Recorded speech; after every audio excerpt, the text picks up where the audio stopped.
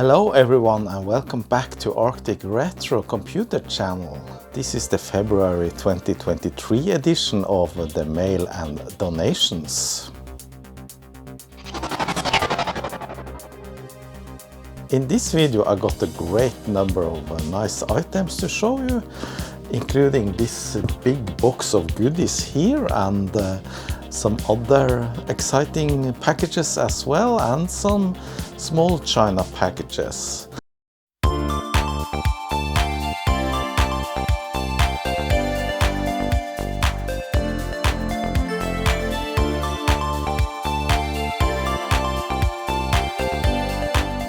And in this video you'll see some Atari 16-bit goodies and also some great Sinclair machines from the 80s. And I got 2 donations this month and I really appreciate those. Alright, then just let's get right to it and see what I got the last month. The first little package is this one. It came from Ireland and I'm not really sure what it is.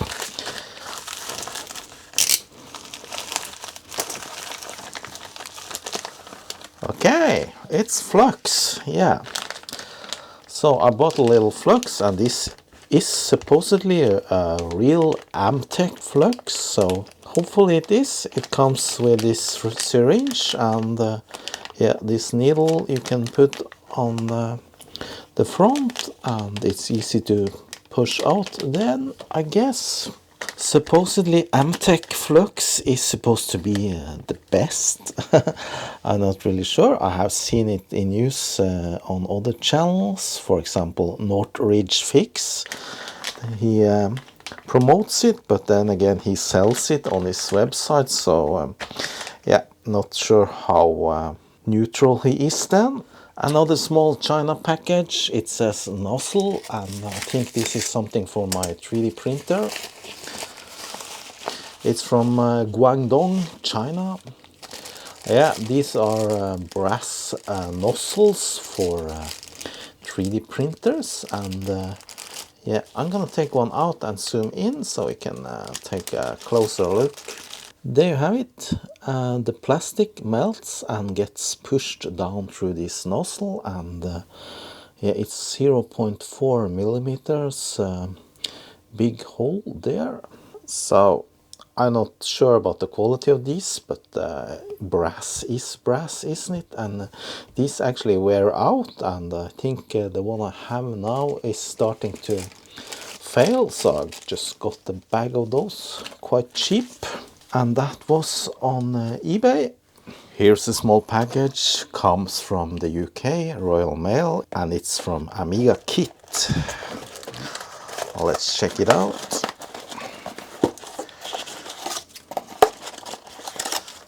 These are sockets for Amiga chips, or yeah, well, it's PLCC sockets, and sometimes on Amigas you have, for example, the Agnes chip, and these sockets can often go bad. After removing a chip a couple of times, then the socket starts to go bad. So I got these 4 from Amiga Kit just to have spares in case I need some one day. This package came from Norway, and this is something I bought over here on, I think it was the Facebook group, Retro Computer Facebook group. And it's something for an Amiga. Goodie box, Crush. Ah, this is some girly or womany stuff. No, I don't think so. Does it smell? Perfume? No, it doesn't. Okay, here's the thing. Yeah, there's a Commodore plastic bag. That's kind of cool. Commodore Amiga. Nice.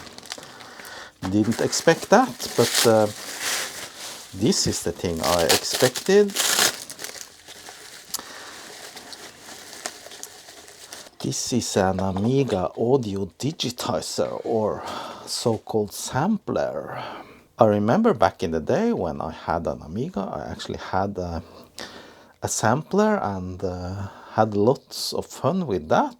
using it for sampling and making mod music with it. So yeah, I saw this for sale from Per Vidar, and I just wanted to test it out, see if it's working, and see how it can be used today.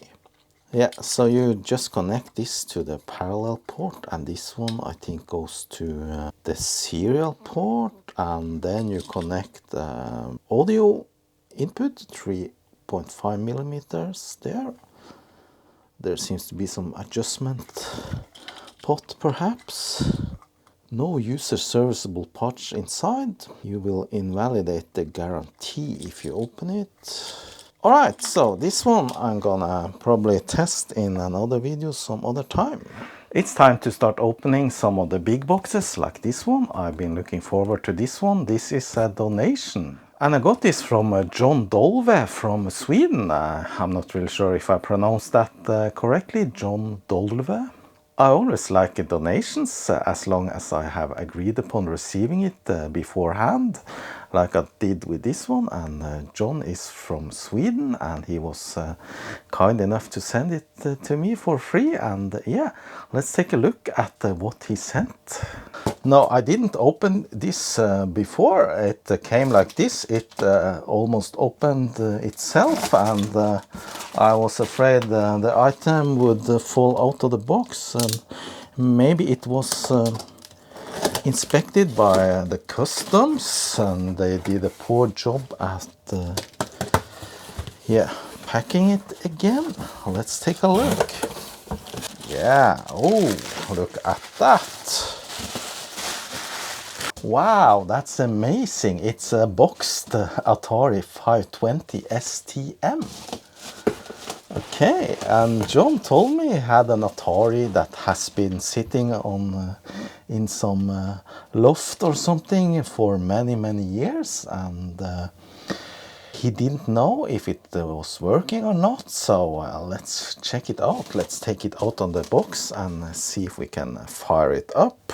Oh, it's kind of big for my bench here, but yeah, looks alright.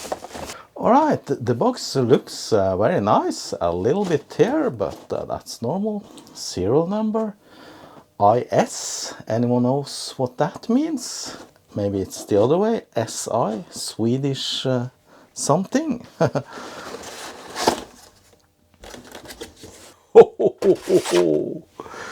Oh my god, that is yellowed. It's almost green. I have never seen anything like that. Really? Come on, this machine's supposed to be gray. I guess this is the correct color. Look at that. I once had a Commodore 128 that was, it was so yellow that it almost looked brown, but this is even worse. But that doesn't mean the machine doesn't work. Oh yeah, look at the backside. That's more normal color. It's a little bit banged up serial port here, but that's not a big issue. Otherwise, he's whole. And the keyboard now, it looks to be a normal QWERTY international keyboard. No Swedish or special keys here. Hopefully it has power supply here. Yeah, that's the big Atari power supply. All right. I'm gonna measure it because I'm gonna check if the correct voltages are to be found. It's 5 volts and plus and minus 12 volt. I hooked up the power supply. It's some kind of non-standard DIN connector. Seems to be a little bit bigger than the usual types. I'm not really sure the pinouts here. I'm just gonna try some random pins. So I need to use these wires. Let's see now. Yeah, 5.3 volts. Not sure if that's okay or not. I guess I'll take my chances. Let's check the 12 volts. Not easy to hold it correctly. Yeah, 12.14 volts. That's good. And then the negative, it should be on the other side. I actually checked the pinouts for this contact.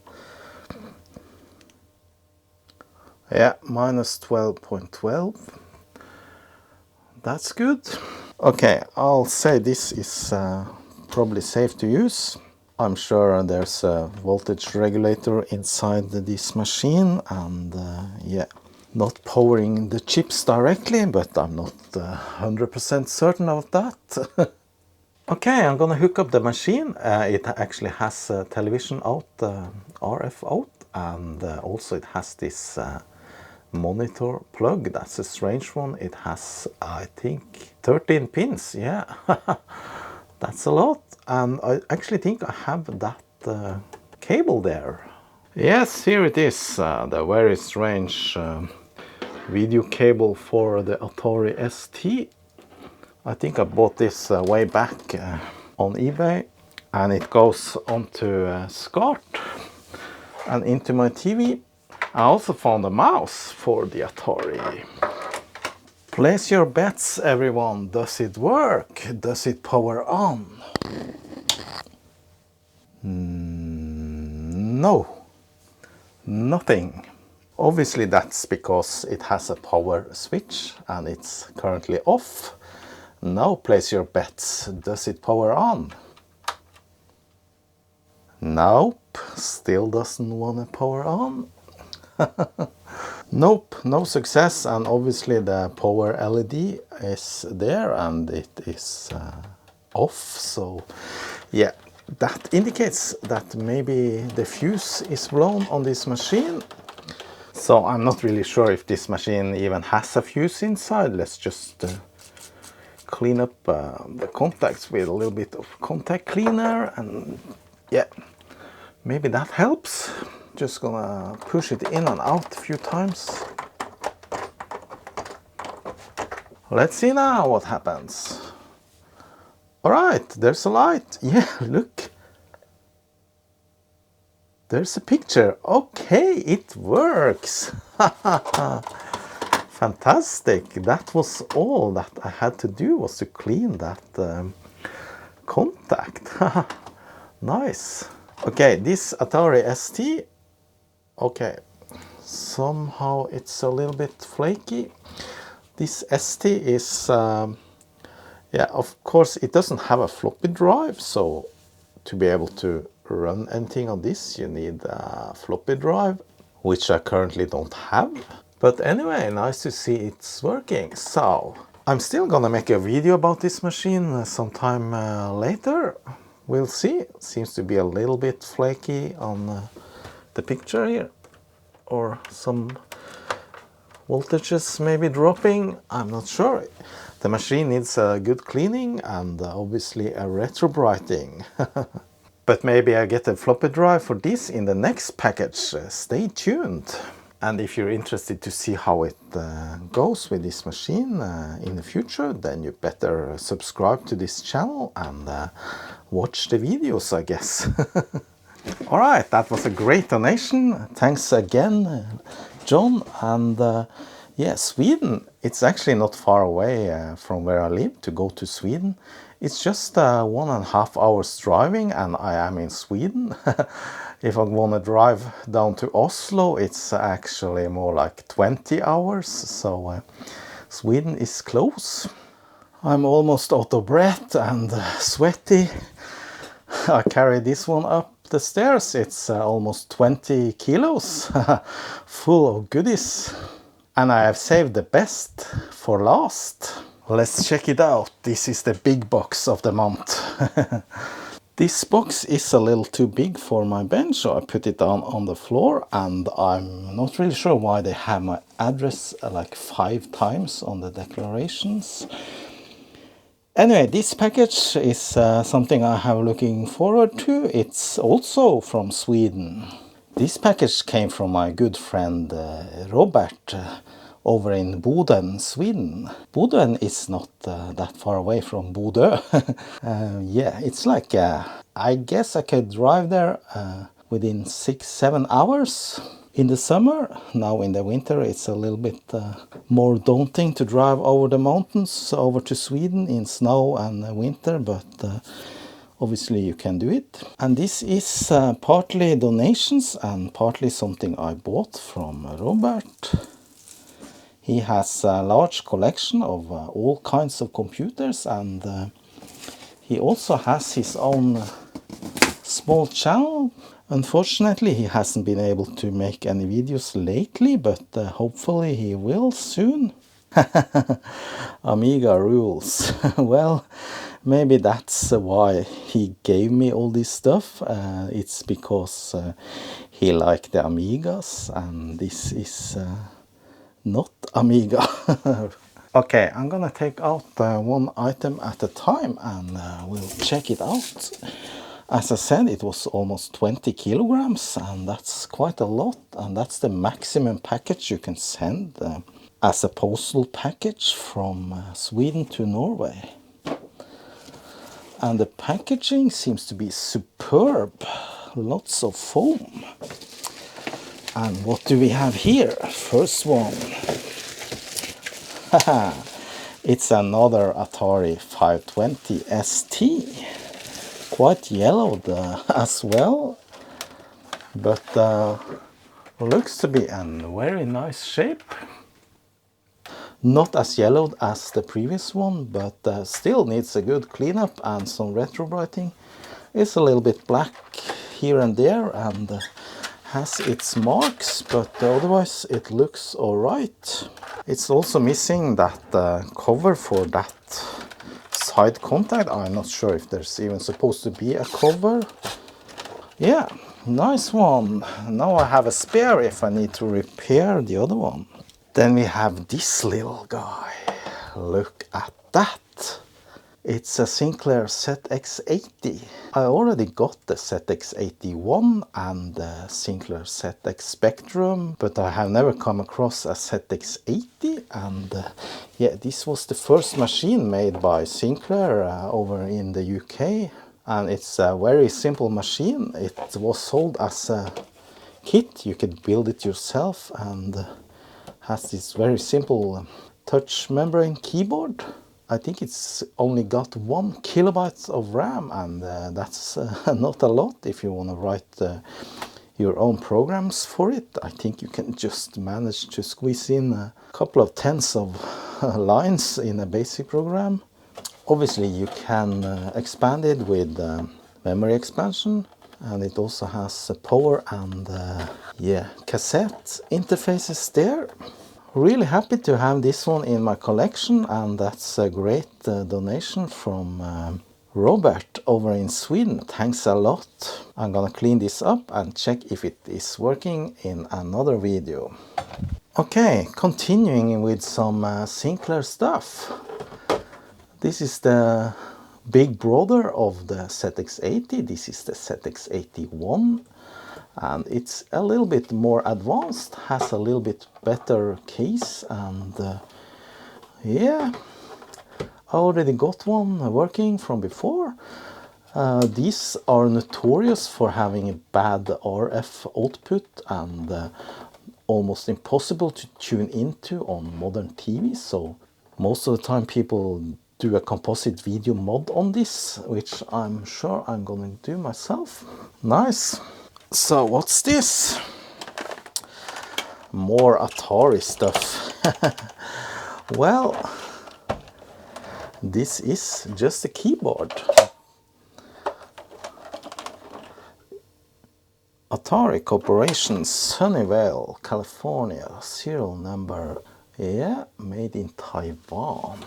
Yeah, just a keyboard for the Atari machines. I'm not really sure if I have any use for this as of now, but still I find it interesting. Maybe I'll take a look at that sometime later. Looking down at the box, more Atari stuff. And this is also an Atari, and it's a 1040 ST. Has a tape here, probably some keys are broken, perhaps. This one actually has a built-in floppy drive, and I can hear some screws or something is loose inside. And this fat thin cable is in fact for hooking up a floppy drive. A little bit yellow here on the side, but otherwise looks alright. Alright, no point in dragging this out anymore. Here's some more Sinclair stuff.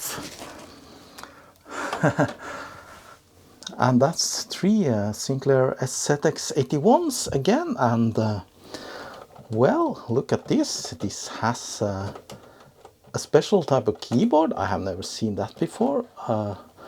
Looks like it's some third-party keyboard. Interesting. Normally, I think this machine came with just these membrane keyboards like this, and these are known to be quite bad, so maybe this was an attempt to get a better experience while typing. Although these keys seems to be yeah, stuck. So that's something I have to take a look at. Then we have some mice, power supply for the Sinclairs. Would you look at that? One button is yellow, the other one's not. And here's that floppy disk drive I was talking about. That can be used on the 520s. Yeah, and that was it for this big box of goodies from Sweden. Just power supplies for the Ataris down there. Alright, that was a lot of stuff and a lot of new things and material for my channel. And that's the thing with these mail and donations.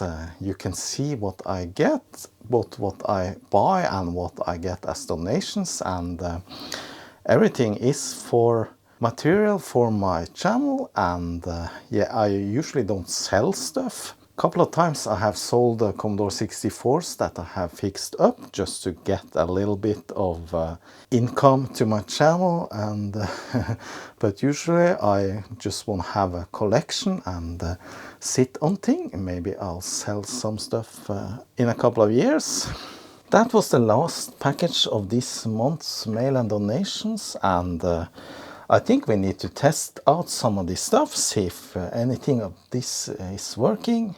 Alright, the first thing I'm gonna test is this one, the Atari 1040 STF, and F stands for floppy, and this has a built-in power supply, just a regular IEC connector there, and the same video cable. And the mouse port is a little bit awkwardly placed under the machine, so a little bit strange. Let's see if it powers on. Yep, floppy drive is clicking. I think the video connector is a little bit dodgy here. Okay, now it seems to be stable. Well, seems to be working. Let's insert a disk.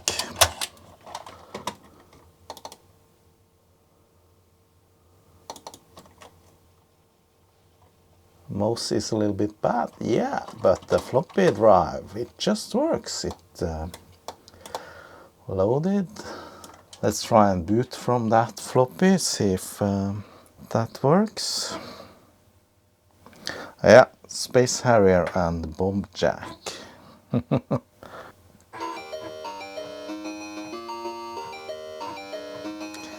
Cool.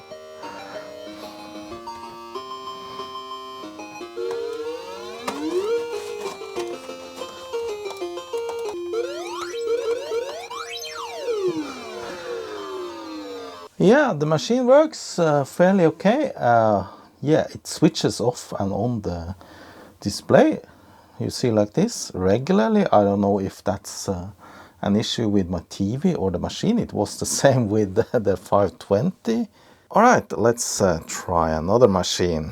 Let's check out a couple of these Sinclairs, and these use a 9 volts adapter, so I'm just gonna check that it is okay. This should then read 9 volts DC, but there's nothing. So this one is probably broken. Usually it makes a lot of humming sounds, the transformer, and I can see that the mains cable has been replaced. Anyway, I got another one of these that works, so I'm gonna try with that. Let's try this one first. Try to tune in the TV then. Yes, found one analog channel. ZX81s can be pretty poor with the new televisions because they produce a weak RF signal, and new TVs have a hard time using that signal. Okay, let's see now. Well, there's something there, isn't it?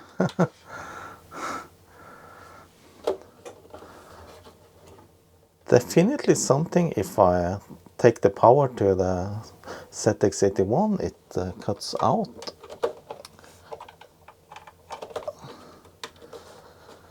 But it kind of looks like the K and the white dot. Alright, look at that. I tried the other ZX81 and that looks better. But on this, the keyboard does not work at all. Nothing.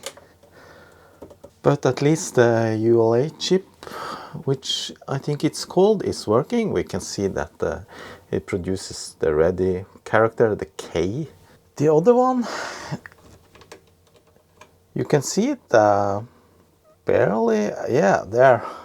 You see the K. I don't know if there's some bad contact or anything. It seems to have a good stable picture just for a while, and then it just fades away, so maybe some bad caps. However, on this one the keyboard seems to be working because I see a reaction if I type anything. Yeah. Okay, so both those ZX81s needs good amount of servicing to get up and running. Let's try the third one. This is the one with the strange keyboard. Oh, and that power jack seems very loose. And there's absolutely no signal. Nope. Finally, I'm gonna check out the ZX80. This is some simple machine, just a plain PCB inside a very simple plastic case. Consists of two parts with a couple of screws and nuts. Yeah, I already sprayed the contact cleaner on the contacts. And here's no marking on what is the tape port or the DC power input, but I checked and it's this one. But there's no signal. Maybe it uses another channel, so I'm gonna do another channel search. Oh, I think it found something. It went white and then just stopped. But still, I think my TV has a hard time figuring out these signals. Yeah, there's something. Yeah, keyboard is working. Nice. Maybe it's hard to see, but yeah, I'm now typing and just trying to wiggle the antenna connector, see if it gets any stronger. When I jump between frequencies, it seems like the TV is pulling the signal quite good as it turns white, but then it just dims it automatically. I don't know why.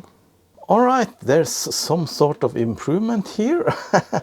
I had a picture for a while. I think maybe the power contact is a little bit dodgy as well. So there's multiple issues. Yes, now.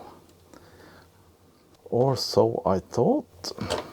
Anyway, the ZX80 is working, and that's fantastic. This is a machine from 1980, and yeah, I'm really glad I have it, and I'm gonna do my best to restore it and get it to working order again. So that's gonna be another video in the future. Alright, that was quite a lot of machines and other stuff. So now I have something to do for the rest of the spring and perhaps the summer, we'll see. Anyway, I hope you enjoyed this video, and as usual I just want to say thanks to everyone, to my subscribers and to my members, and special thanks to my Patreons. If you want to support me on Patreon, then just visit the address after this message. See you, bye bye.